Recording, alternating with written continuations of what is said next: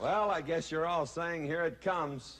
Just put John Wayne and a show about America together, and you're in for a lot of preaching about what a great country this is and how we should all be patriotic and love our flag and be glad we live in the good old USA, problems and all.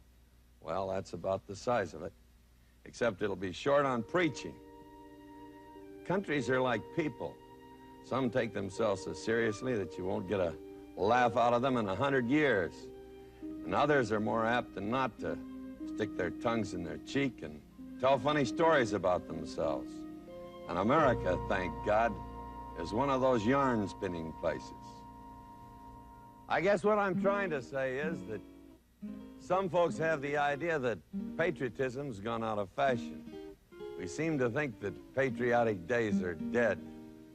We used to sing of our homeland with passion, but now we seem to shy away from it instead. I think it's time we hit the nail right on the head. This is a great country, so let's shout it clear and loud. Clear and loud. Take a look in your history book, and you'll see why we should be proud. Be proud. Now hats off to America, America, the home of the free and the brave. If this is flag waving, I said flag waving, do you know of a better flag to wave? Do you know of a better flag to wave?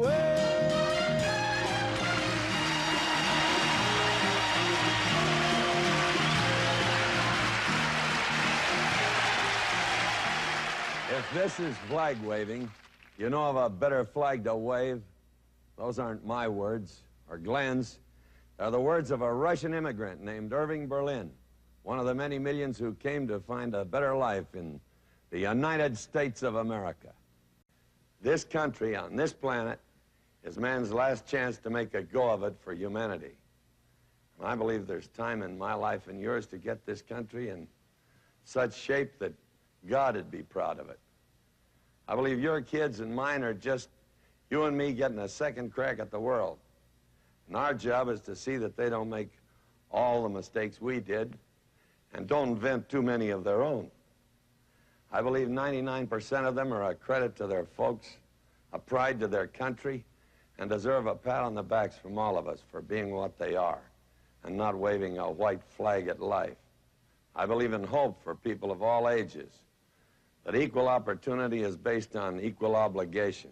And speaking of opportunity, American opportunity has no limits, has been known to knock more than once. How about you very young people who see a tough life ahead? Well, when Lee surrendered to Grant at Appomattox, Booker T. Washington was a 9-year-old slave. Yet by the time he was 28, he became president of Tuskegee Institute.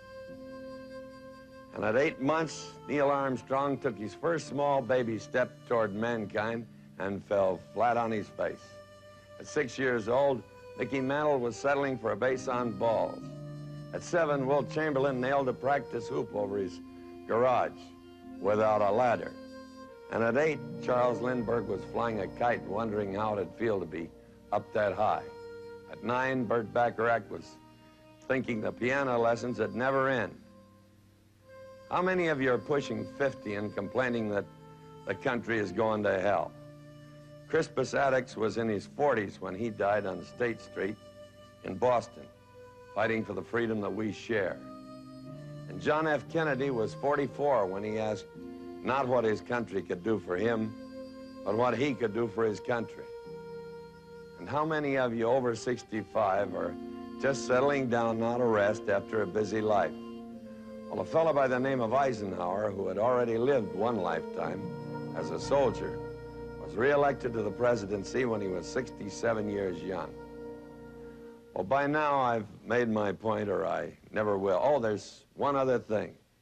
Every man and woman or child I've ever known, met, seen, or heard of wants one thing more than anything else in the world. That one thing is tomorrow. Tomorrow, that's the only thing any of us have going for us. And I believe this. If tomorrow, all of us, every single one of us gets out of bed and says, this is my country, and I'm going to do good for it, we'll make the greatest step forward since a pilgrim's foot found Plymouth Rock. Tomorrow, remember, this is my country, and I'm going to do good for it. Just might work. We'll never know unless we give it a fair try. Oh, yeah, and there's one other thing I'll say tomorrow because I say it every day of my life. God bless America. Land that I love, stand beside her and guide her through the night with the light from above.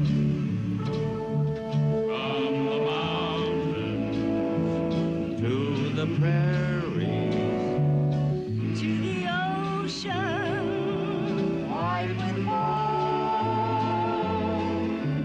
God bless America, my home, sweet home.